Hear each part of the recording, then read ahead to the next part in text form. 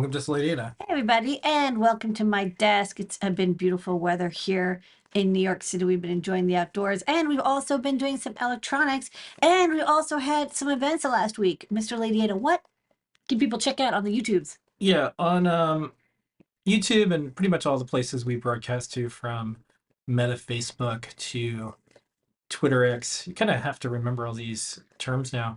LinkedIn, uh, Twitch, all the places. We have our CircuitPython Day video series. We did a bunch of events on Friday, 8/18, and we did a special show and tell. We did a special Ask an Engineer. So it's our yearly celebration of all things CircuitPython, Python on hardware, MicroPython, all these things together, making it easy to do electronics. Some would say too easy, but they say that, and then they say that by themselves, alone. So Okay. yeah, so that was what we were doing this week. A bunch of new products, top secret. A lot of stuff going on this week. A lot of stuff. Let's kick it off. What's on your desk this week? Okay, so let's talk about my desk. A couple things going on, a lot of displays, and kind of like blasting different display stuff going on. Just go overhead, I'll show a couple of updates. So, and I'll try to weave this all together in a way that makes sense.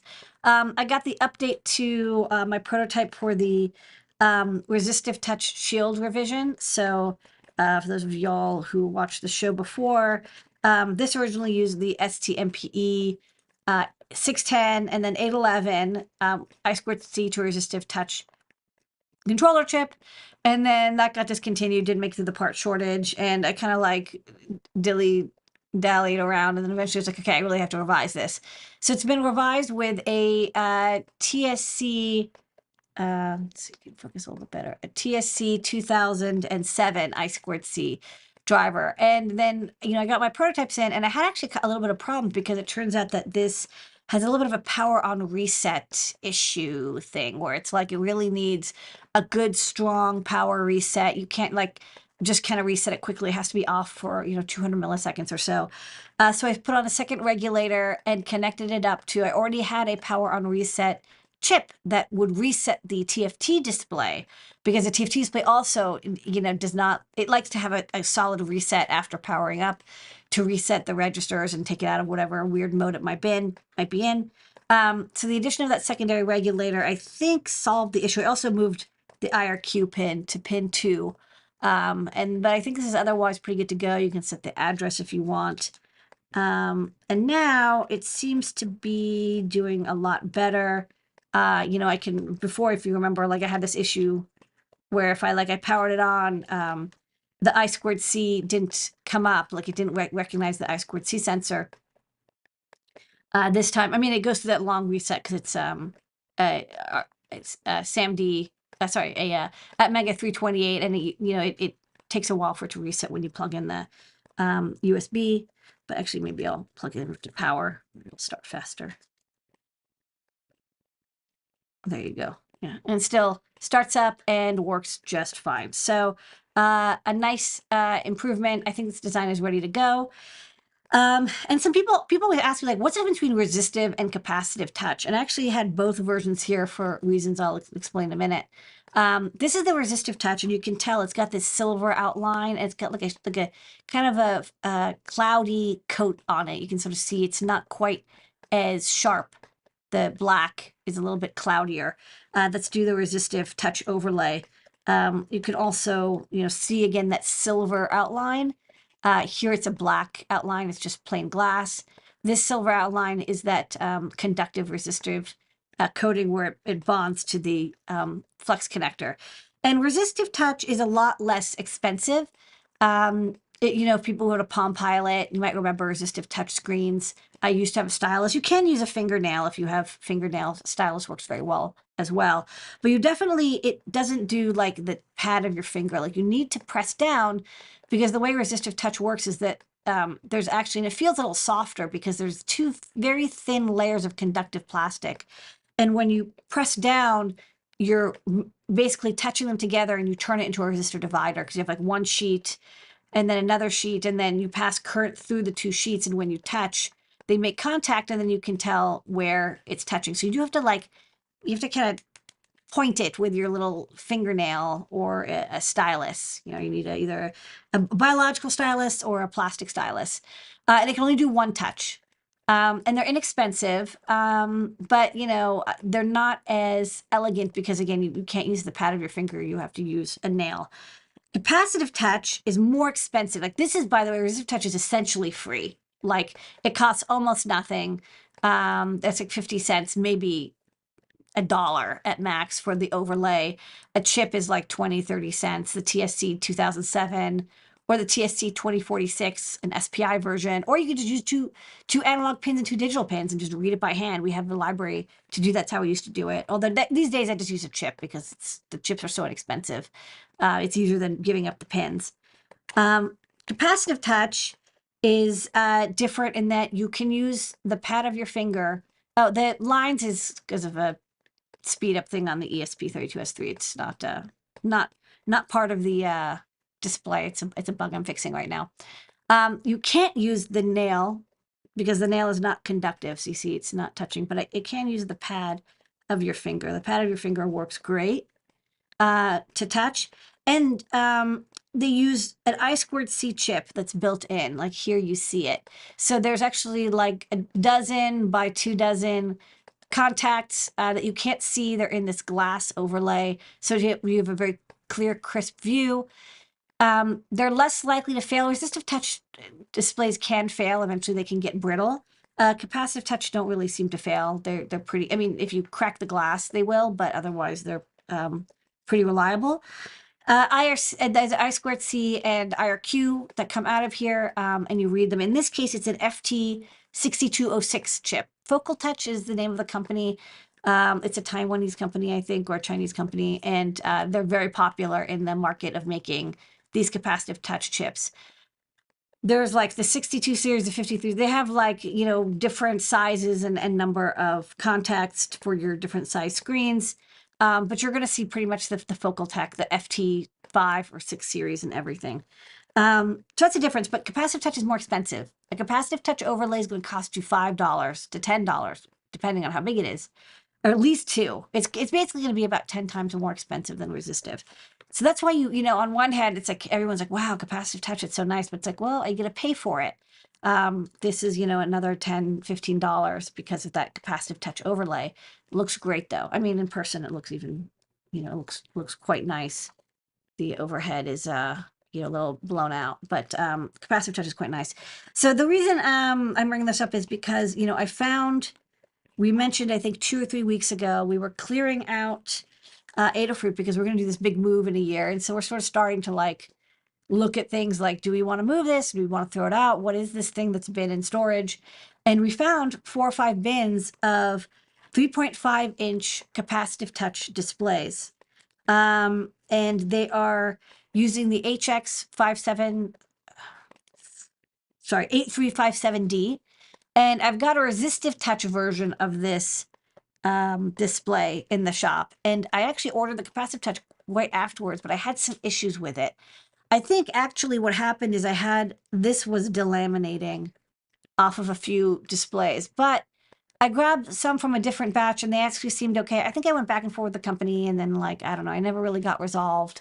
They're like, there's no issue. And I was like, there is an issue. And it was like failing. But anyways, it seems like I put, you know, this quick board together and maybe my code's better, or maybe the glue needed to set. I don't know. Anyways, they've been sitting there for like almost a decade, but now they're fine. And they're still quite nice displays.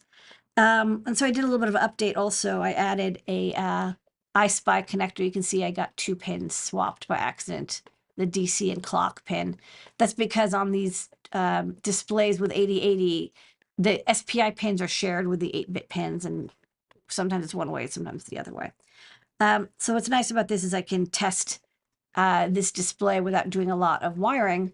I was testing the SD card, and then I'll test the 8-bit display part later, but that I'm not too concerned about it. It was, you know, that's, I didn't change anything on the design from the resistive touch version. So in the capacitive touch version, you see, you know, you've got the card, chip select, and detect, and then this is the mode set, and then clock data IRQ, and this is the I2C for the touchscreen controller. And what's interesting is this is an FT 5336, which is again a focal touch display. And this one has multi-touch, so you can do like 1, and then you can do 2, and you can do 3 touches, although it's better if I don't have my hand kind of dangling. So there you go. So you can do 3 touches. I think I might technically support 5, but it's a little bit like you can't have them overlap. So there you go. So you can see as I drew, the touch chip knew that each finger touch was separate, and so you can do gestures like pinch and zoom and drag and 2-finger swipe. However, the gestures need to be done by the operating system. They're not the data sheet for the chip, the FT5336 says it has gesture support, but when I try to read gestures over I2C, there's nothing there. Another thing about these chips, these focal tech chips, is that they're actually microcontrollers. They're 8051 cores on the inside that implement an I2C peripheral and then do this like capacitive touch scanning and averaging. And so the microcontroller is programmed, and it has to be programmed at the factory to match the resolution of the display. So whereas resistive touch, you get like 0 to 4000, and then you have to convert that into what your resolution is. So if you go to the overhead, I can show this. Oh, sorry, the computer. I'll show this. What I mean by this. So the resistive touch for the TSC 2007, right? That's the resistive touch screen controller. The raw value it gets from the ADC is 0 to 4095. And you see there's a little bit of calibration here where it's like, look, the resistive display goes beyond the outline of the TFT. And so you have to add in these numbers, and these numbers are rough enough, and they'll work pretty much every time. There's a little bit of variation, like sometimes you'd have to do that tap touch to calibrate. Again, you don't have to tap touch calibrate capacitive touch. That's one nice thing about them, because they're pre-programmed for the the glass shape. But on the resistive touch, you have to scale to the TFT width and the height. Depending, the 0 to 4000 gets converted to 0 to 240, 0 to 320. Whereas with the capacitive touch, the data that comes out, let's see, the data that comes out is like the raw, like you can see here, I've got like 1 touch, or if I've got like 2 touches. The value comes out and it's pre-calibrated for the display it's on. The TFT factory does that for you. So if you get a display that's, in this case, 320 by 480, this data will go from, 0. Let's see, where's 0? Yeah, it's like 0, or like, very close to 0. And then if I drag diagonally, you see it makes it to about 320 by 480 on the other corner. So, they're kind of like totally different, even though like people think of them as the same. Like interface the same, the calibration the same. The way, you detect touches is different. Nothing is the same. That's okay. But this seems to be good to go. So I'm going to fix that one mistake. Close my email.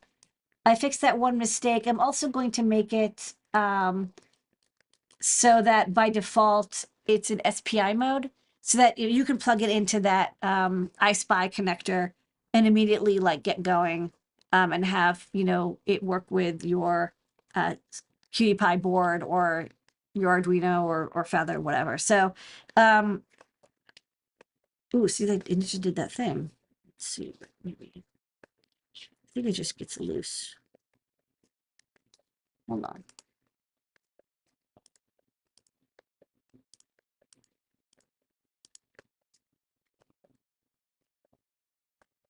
Interesting. I think this was the failure I was seeing before. Hold on. What is this?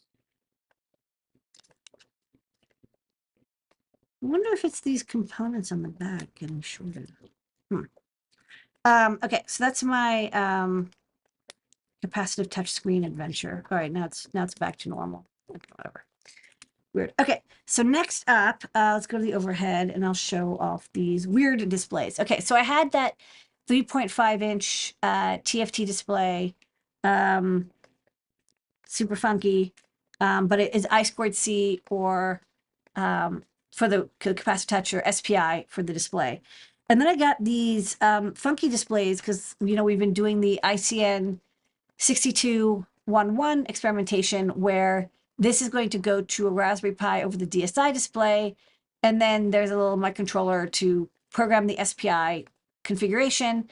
And then this goes to like funky, weird shaped displays that you want to connect to your Raspberry Pi. And I'm working with Tim on who I've hired to like help do this because I'm just not gonna have time to go through every display. And we got it kind of working with your standard 800 by 480, but then I want to get it working with this, capacitive touch square display, and you can see that focal touch driver here. And this is it's like the hardest thing in the world to read. I can't see it, but I think it's a Focal Tech FT 555336. I got, a small and large square display. This is like a 4-inch square display with the capacitive touch overlay. These days, these nice displays are not going to come with resistive. Like most people, they want capacitive touch displays for their products. And so it comes with either nothing or capacitive. So, I've got one that doesn't have an overlay because that's, possible. Some people don't need an overlay. And then I've also got round displays. So this is like a huge round display. I mean, I just think this is hilarious. Like, I don't even know what this would be for, but this is like a beautiful, like a gigantic watch. I don't know. Clock, like it's a home automation, maybe. I don't know. So this is I think this does not have a capacitive touch overlay. I thought it did, but it's not, there's nothing connected here. So this is like a 720 by 720 round. And then I've got this like tiny 480 by 480 round with a nice bezel on it. And this does have capacitive touch. You see it here. And then this is kind of fun. This is like a half round display. Well, I say it's half round, but it's not, it's 3/4. And this is for like a car gauge, so it has like a line that goes back and forth and can display whatever you like. Or Mickey Mouse ears. I don't know, could be. And then I got some bar displays. So these are long displays, and I've seen these used for consoles or like they fit onto products that normally wouldn't have. They do normally have like a 16 by 2 LCD, right, or a 20 by 4. Instead, now you can have a really high resolution TFT. And despite these not being very large, they all have the same 40 pin connector, which is an RGB TTL display. This is the only one I got that has capacitive touch on it. You can see the cap touch and the bezel. This one is nice and big. Phil and I were chatting about how this is the same size almost as your standard floppy drive. So you could have like a 5.25-inch bay display. But these displays, they don't have a SPI controller inside for drawing. You have to draw them over the RGB interface. And so there's only really 2 chips or methods you can, well, there's like 3 ways you can do it. Now you can use 4. Sorry, I keep coming with new ways. You can use this ICN 6211, which will take DSI and convert it to TFT, and you have to like program this chip and configure it and all that, and it only works on Raspberry Pi computers. You can use DPI on a Raspberry Pi, where you bit bang all the GPIO to get it to display to a TFT, which uses all the pins, but it does work. And I showed the wiring, which I'm getting close to being able to take this apart. The wiring here for this is what it looks like when you want to bit bang. There's like 20, 30 wires. Or you can use a HDMI to TTL converter, and those look a little bit like this. They usually have a Toshiba chip on there that does the DVI or HDMI conversion. And then, on this side, you have, this is actually for a camera, but you'd have a 40-pin connector. And then the last way is if you have a very good microcontroller that with a lot of memory, you need a lot of memory. You need like at least 1 megabyte of RAM in order to buffer the display image because you have to redraw it constantly. You can drive these directly. And I think the IMX RT 105 series do have a TTL driver. You need a lot of pins, but they can do it and they have the memory, and you can also wire up external RAM to do it, which is the thing. It's like you need that external RAM. We're going to get to the, we're adding support to CircuitPython, but there isn't really Arduino support for them other than through TNC. And I don't know that TNC added RGB display support. But the other option is to use an ESP32S3. So this is a dev board. I just got this yesterday. And this has an ESP32S3, I think with 8 megabytes of PSRAM. Let's see. Yeah. 16 megs of flash, 8 megabytes of PSRAM. And this is the GPIO expander that lets you connect different displays. In this case, it's got that 40-pin connector, the same connector here, 40-pin, 40-pin. And you can see this is a square display with capacitive touch. And this will use just about all of the pins on the ESP32S3. It uses like 20 pins, so it's quite a bit. You do have like 4 pins left over, but you have to start playing expander games. But this does work, and I was thinking this would be a good way for me to kind of, verify the functionality. So you can see it's running this expressive demo. And then it's got, this touch screen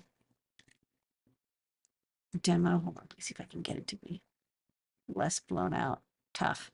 You got this little touch interface. I think it's using LVGL, but it's got the capacitive overlay and it's got like the full high resolution imagery going on there. And I'm having Jepler maybe added to CircuitPython. So, there's a couple different ways to get all these displays going depending on what you want to use it with. Now, if you want it with a simple Wi-Fi microcontroller, you don't need a lot of extra GPIO. ESP32S3, you want to use it with your computer or a single board computer that's not a Raspberry Pi, you could use one of these Toshiba chips or Lontium chips also. Do you want to use it with a Raspberry Pi and not use a lot of pins, and it has to be non-zero DSI adapter? Don't mind using all your pins on your Raspberry Pi, use the DPI interface. So a lot of different ways to do it. So what we're gonna get to all of them. And to inspire me, I have all these displays on my desk, so I could be like, yeah, I want to get this going. I want to get gigantic eyeballs. So that's what I've been doing. Oh my God, so much stuff. But that's my update. All right, Mr. Ladyada, you want to go to the great search? Over the great search. Let's do the great search. Where in the world is that part I need? The Great Search with DigiKey. The Great Search brought to you by DigiKey, Neighborhood. Every single week, Ladyada uses the power of engineering to help you, yes, you, find things on digikey.com. Ladyada, what is the Great Search of the week this week? Okay, well, we had actually this has come up before. People have asked me, where do I find these chip clips? Not the things that go on your Doritos, but the things that clip onto DIP or SOIC chips for analysis or simulation or programming. So let's go to my computer and I'll show what I'm talking about. These are quite handy. So this was a post. I guess they're not called tweets anymore. And they're like, oh yeah, I found this on DigiKey. And somebody's like, hey, what's the part? They asked me, what's the part number for this? Because this looks really handy. This is somebody who does like retro repairs for arcade stuff. So you might have times where you want to clip onto one of these chips and you want to probe all the pins, like maybe you want to do logic analysis on it. Another thing that's very common is that there might be an 8-pin SOIC flash chip on a router and you want to dump it or you want to program it. Sometimes, the programming interface is done through the chip. You don't really have access to it or you want to go around and you just want to go right onto it. Now, of course, you can always solder on. But what's nice about these clips is that you can use sometimes little like micro grabbers. The micro grabbers, like sometimes they fly off, and this is really nice and satisfying. You just clip on, you get access to all the pins. So DigiKey does stock these in a variety of setups. You can see this one is from 3M.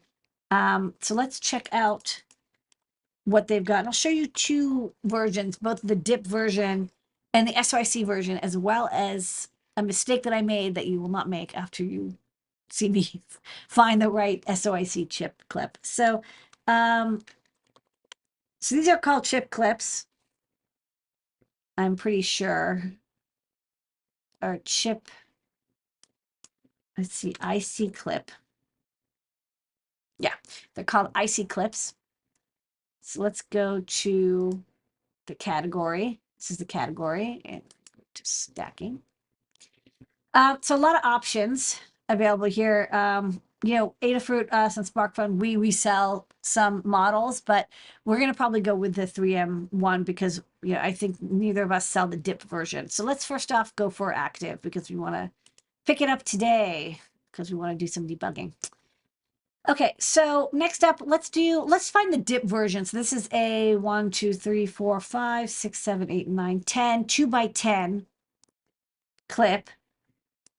So let's search for that.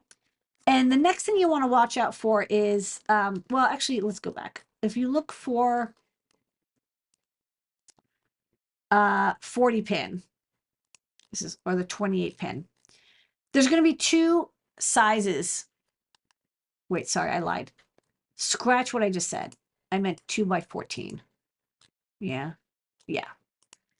Because 2x14, so small, like 8 pin dips are always going to be 0.3 inch, and 40 pin dips are like always going to be 0.6 inch. But then there's that like in between the 20 and 28s, and sometimes they're skinny and sometimes they're wide. And the clips will not work if you have the wrong one. Like this is clearly like fatter. This is the wide 0.6 inch. And this is, you can see how the teeth are closer together, wide. Close. 0.3 inch, 0.6 inch. You're not going to be able to swap the two. You have to pick the size that matches your dip. These are 0.3 inch here. And if you actually look in the background, see this one, this fat chip, this is a 0.6 inch. So you'll need a different clip depending on which one you're going for. So in this case, we want 0.3 inch spacing. And there's a couple of versions. You know, they're not inexpensive. I'll say the thing you're going to pay for is whether it's gold plated or not. If you don't really care about gold plating, this one will do the job quite nicely. You can connect your logic analyzer directly to these clips. Not cheap, but they do the job very well. So I would, you know, if you're dealing a lot with reprogramming or debugging these chips in situ, I strongly do recommend them. Okay, so that's the dip chip. And then a more common one that people ask me about is they want SOIC. So let's clear the number of positions out. So they want SOIC 2x4 8 pin to clip onto it's like your W25Q. You know, you've got this kind of SOIC chip on, like I said, a router, motherboard, dev board, FPGA, whatever, usually storing EEPROM or SPI flash program. You want to either program it or you want to dump it, the data off, or you want to analyze it because you're having timing issues. So you want a 2x4, these are 8 pin. EEPROMs and SPI are almost all 8 pin. And then we want SOIC version.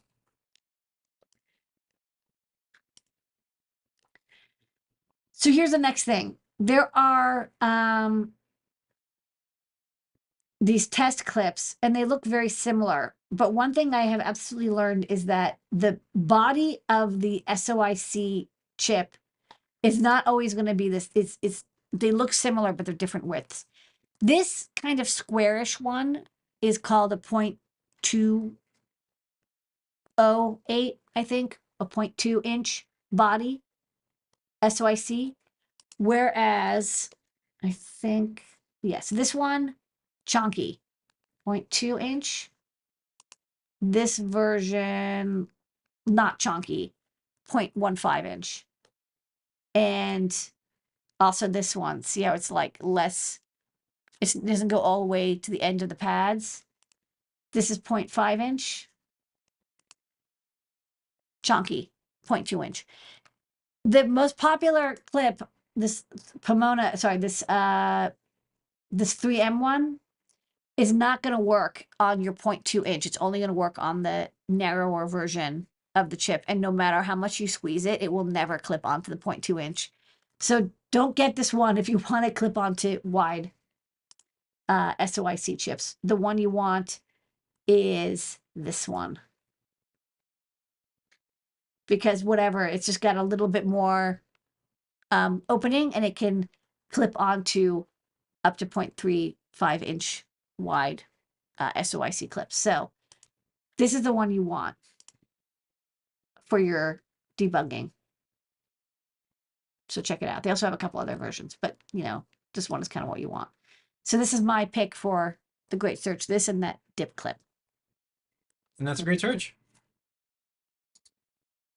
Where in the world is that part I need? The great search with DigiKey. All right, thanks so much, everybody, for joining us this week. We will see everybody all throughout the week. This week, lots of engineering. Unending. It's an unending, and my desk is just covered with electronics. Unending. I was saying, we're the only entity that I know of that posts a PCB, a design, every single day. Every day. And let me tell you, sometimes it's not fun Why not? because people are mean Oh, and they want to stop you, Ladyada, me. from designing electronics. They shouldn't do that. wanna They stop love the you. electronics. They want to stop you, but they don't realize it just makes you stronger. That's They right. want to do more. Anyways, All right. so we're gonna do that right now. We're gonna post more. I'm We're gonna gonna post more well, I'm electronics online. I'm actually going to send More off open source these. hardware is gonna be posted online. Yeah, I'm going to send off this Sometime. shield and this breakout, and they'll be in the store in a couple weeks. I'm psyched to it's like so embarrassing to find a pile of like 500 TFT displays. Be more embarrassing to like find them like 10 years from now. I know that would be even worse. I think people still want them. I think they can still sell them. It'll be nice, and we won't have to move them to the new factory Yeah. location. Okay, good night, everybody. Bye, everybody. Have a great week.